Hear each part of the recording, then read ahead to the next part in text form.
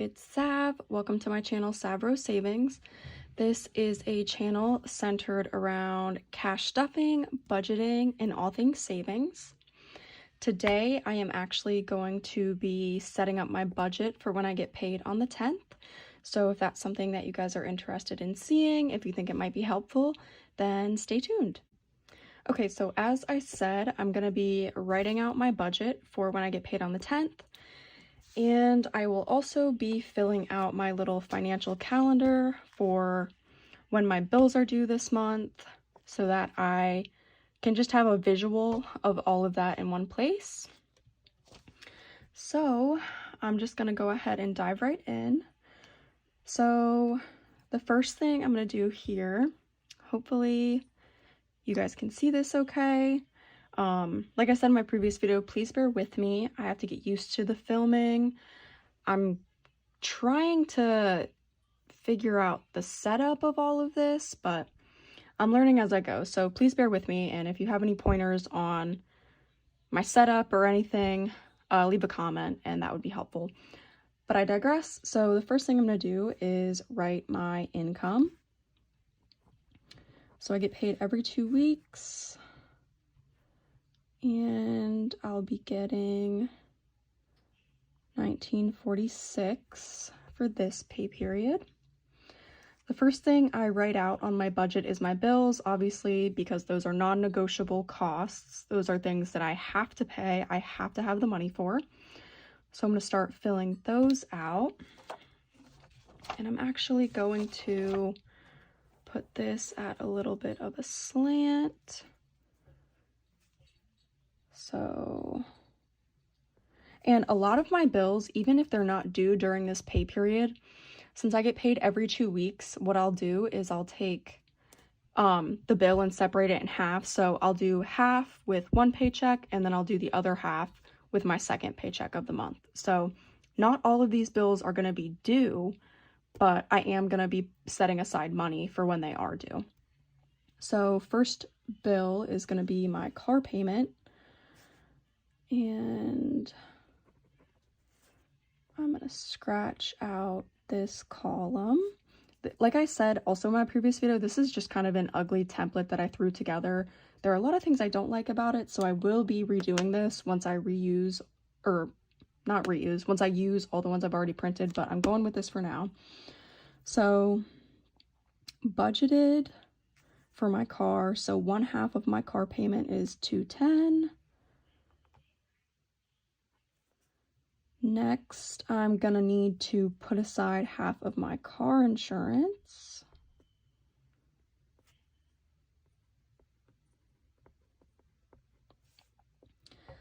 Approximately half of my car insurance is gonna be $93. I also am gonna put aside half of my phone bill. So that should be about $60. I have a storage unit currently that I have a bunch of stuff in, and that's about $90 a month. So I'm going to do $45. Next is going to be credit card. And I'm going to pay $100 towards my credit card. A bill that I actually will have due for this pay period is going to be my orthodontic bill, and that is due on the 15th of this month, and that is $137. And another thing that I add as part of my bills is what I'm going to put into savings. And the reason I do that is because I don't take the money that I'm setting aside into savings out of the bank. I transfer it into a high yield savings account. So keeping that with my bills keeps my head on straight, because none of these are going to make it out of my bank account and in cash. All of these bills are auto pay and they're electronic. So all of this stays in my bank. So that's why I like to put whatever I'm setting aside for savings with my bills. Even though it's not technically a bill, that's why I do that. So this pay period for savings, I'll be setting aside $170. And I think that should be it for all my bills. Hopefully I'm not missing anything. I've been struggling with doing that lately. I'm not sure why. So let me get up a calculator on my phone so that I can add all this up. So 210 plus 93 plus 60 plus 45 plus 100, 137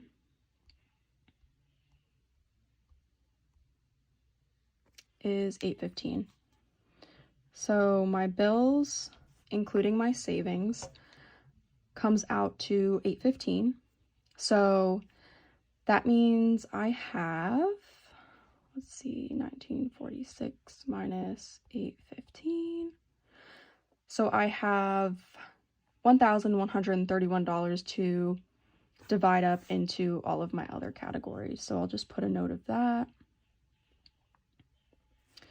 All right. So those are all my bills, sorted, counted, ready to go.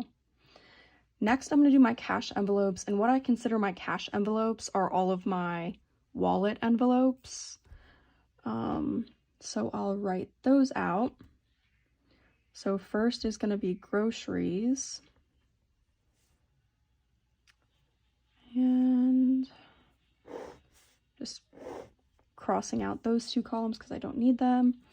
Groceries, for this paycheck, I'm doing $200, which pains me to do, but I have been not budgeting enough for groceries consistently. And also Thanksgiving is coming up, so I want to buy myself some vegan stuff for Thanksgiving. So 200's going into groceries. Again, that hurts my heart, but it is what it is. Hopefully that'll actually get me through 2 weeks until my next paycheck. Then we have pet, and that is for everything that my pets need, obviously. So every 2 weeks I do $50 in that envelope, and that's usually more than enough. I'm also going to do gas, and gas I'm giving myself $50. Toiletries is next. And for toiletries, I'm allotting $20. And then for extra or miscellaneous things, I'm giving myself $10.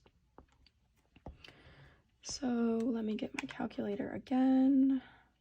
I could add this up in my head, but I figure maybe it's more satisfying to watch me add it. Even though I don't have one of those cute clicky calculators, this will do. So let's see what this is all going to come out to. We have 200, 50, 50, 20, and 10. So for my wallet, I'm going to be stuffing $330. For my short-term savings, that's what it's called on this document. Basically my short-term sinking funds, essentially. That is what I'm going to do next. Now, a lot of my money is being put into 2 categories in my short-term sinking funds, and that's vacation and Christmas. So unfortunately, I'm not going to be able to stuff a huge variety of envelopes, but that's okay. I should be done saving for vacation and Christmas very, very soon here, which I'm looking forward to. I cannot wait to stuff different envelopes. I'm getting sick of those 2 envelopes, but I still have to stuff them with this paycheck.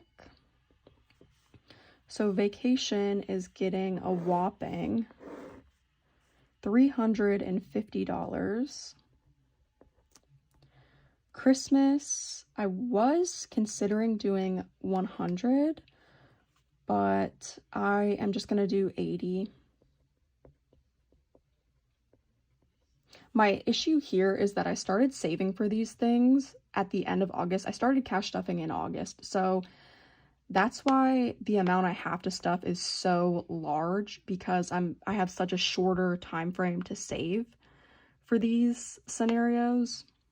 So that's why this is kind of a big chunk of money. But once I'm done with these two categories, it's going to be a lot less money going into each of those for sure. So vacation $350, Christmas $80, beauty, so that's makeup or nail stuff, anything like that. I'm going to give myself $10. And then in my lover envelope, and that's an envelope where I can just pull money out of if I want to get random things for my partner, whether it's flowers or a card if I feel like it, whatever. I'm going to put $10 in that envelope.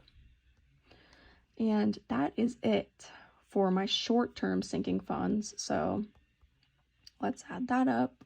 We have 350, 80, 10, and 10. And that comes out to 450. And then I have my long-term sinking funds / savings. So let's see what we have here. First is going to be emergency. And as the name states, that's just for future emergencies.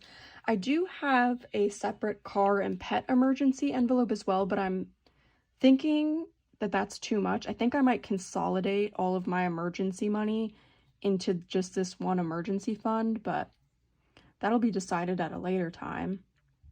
So for now, just for my general emergency savings, I am putting in $85. For my debt, I'm gonna put $50 towards that. For my home envelope is for a future home with my partner. Typically I do $50, again, because vacation and Christmas are sucking a bunch of my funds out. I am only going to be putting $20 in there this go around, which is okay. It's good to put something in your envelopes, even if it was $5. I'm always amazed at how quickly everything adds up, so that's okay. $20 is a great amount. And then medical, I am going to be setting aside $100 because I am thinking I'm going to have some medical expenses coming here soon. So I want to be prepared for that. And then let me just once again get this calculator out, and we'll add up my long-term sinking funds and savings. So 85 plus 50 plus 20 plus 100 is 255.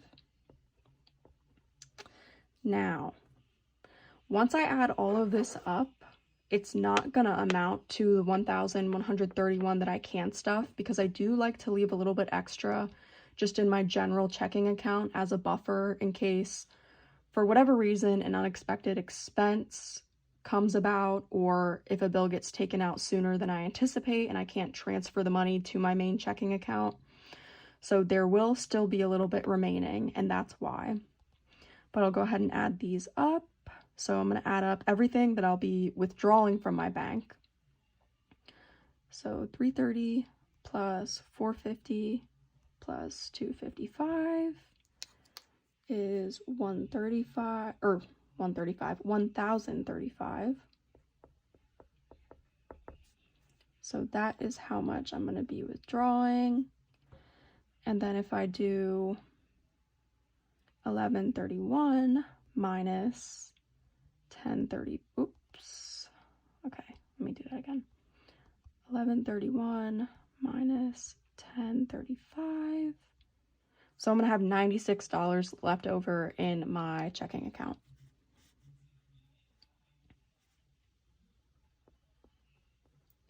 So, oh.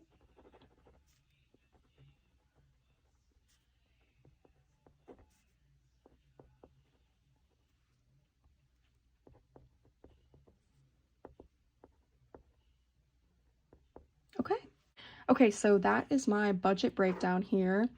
Next, I'm going to be setting up my little financial calendar. So let me take a second to pull up all of the dates that my bills are due, and then I can fill this out. All right, so I got all of my bill due dates, and we will just fill out my financial calendar. And I literally just got this from the dollar store. So yeah, it goes through 2020 and 2023. Not the cutest, but it works. I don't need something super amazing. I just need a way to see when all my bills are due. So first of all, let's cross out.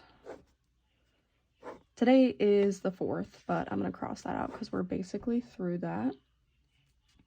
So the first bill I'm going to have due is going to be on the 10th, which is my credit card.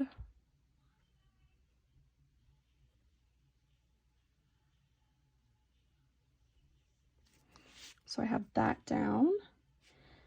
Next bill is going to be my orthodontics bill, which is on the 15th. Hope it's okay that I'm putting this stuff at an angle, but it's just easier for me with the way my phone is set up and everything.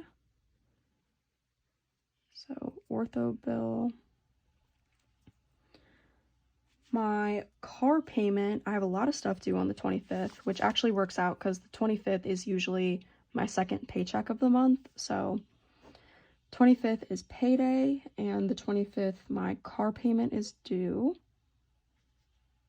So I'm just going to say car due.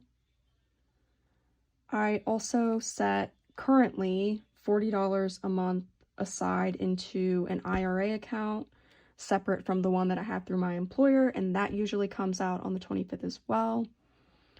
So I'm going to put IRA due.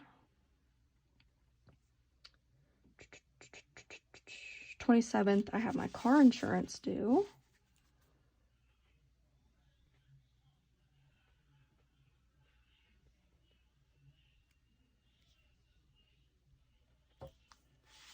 And then on the 30th is when the storage bill is due. And then I also have Netflix and Spotify coming out. For whatever reason, that doesn't come out usually on exactly the same day every month. Generally, it's around the 25th to the 26th time frame, so I'm just going to put that just kind of across these 2 days because I know it comes out at the end of the month, but it's never exactly the same day. So Netflix and Spotify due.